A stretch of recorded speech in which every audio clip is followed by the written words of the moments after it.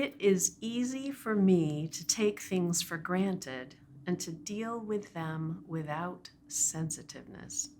Howard Thurman said that. He went on like this. When have you noticed the color in the sky? When have you looked at the shape and place of a tree? What about the light in the eyes of your friend when he smiles? The gracious manner that your child has in meeting people at the door? The moving insight and the power of the words of a hymn, the music of which you enjoy? The renewal of mind and body after a night of restful sleep? The way the cut in your finger healed, leaving scarcely a trace of the opening? The spontaneous response which overcomes you when you are face to face with some poignant human need? The times when deep within your heart you whisper a thank you to life, to God, or as you may say, the fates. There's magic all around us, in the rocks and trees and in the minds of men, deep hidden springs of magic.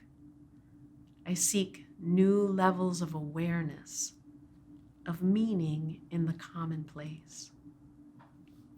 These are the words of Reverend Howard Thurman, from whom we have been learning and with whom we've been praying and meditating throughout the month of November here on Rhythm and Word. It is Thanksgiving, and I think it's fair to say that our hearts are longing for peace, for nourishment, for human kindness, and the companionship of those who love us and respect us. Many of us celebrate with traditional food and time set aside for family or friends, or for nurturing solitude and rest. The words I opened with come from Thurman's book, Meditations of the Heart, from a short devotion called Magic All Around Us.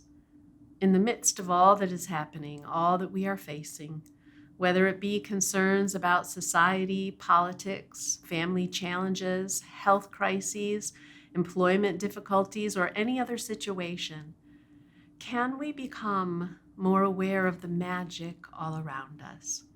And can that magic help us? I believe that it can. Howard Thurman was a mystic. That means that he spent a fair amount of time looking into the mysterious, the mystical, deep meanings of life and God's presence with us in it. He asked questions like, what is the purpose of human life? How does a human being function? Where is God in the midst of our world and our experiences, whether they are our personal experiences or corporate and communal experiences? Where is God?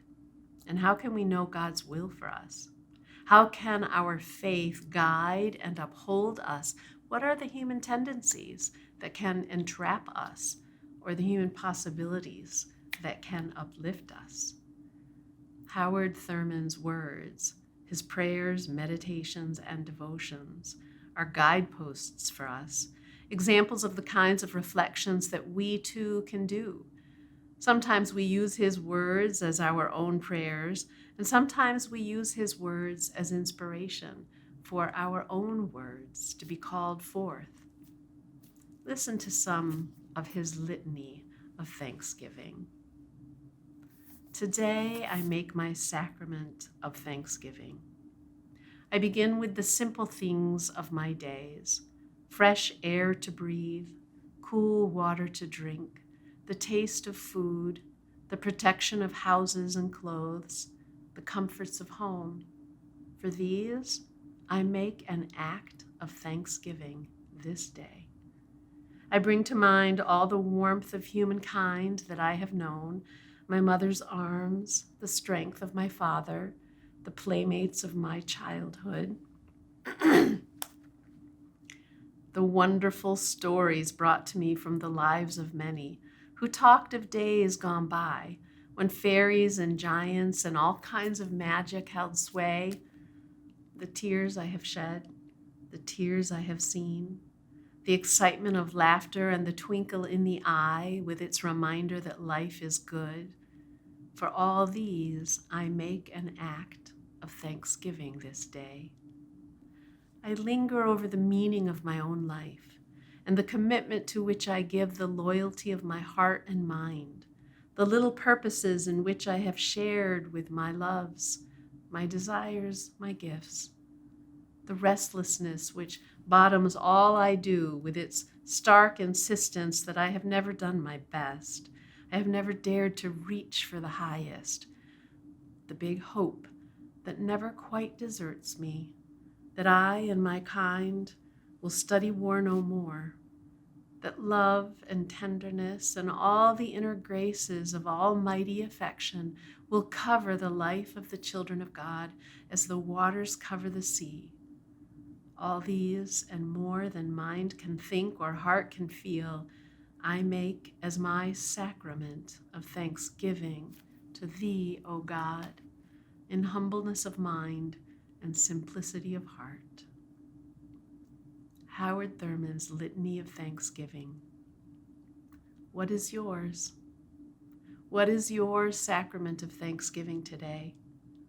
What has shaped you, informed you, and brought you to this day? Who has mentored you and supported and guided you throughout the many long days of your life? What are the hopes and dreams of your spirit that may yet grow in contagion and spread like fire, bringing possibility, healing, and transformation? Recall these gratitudes of your life today and share with others around you the joy that springs from these thanksgivings. Rest from your anxieties today and let your gratitude feed your spirit in its deepest place. Remember the magic all around us. Look for it and treasure it. Happy Thanksgiving.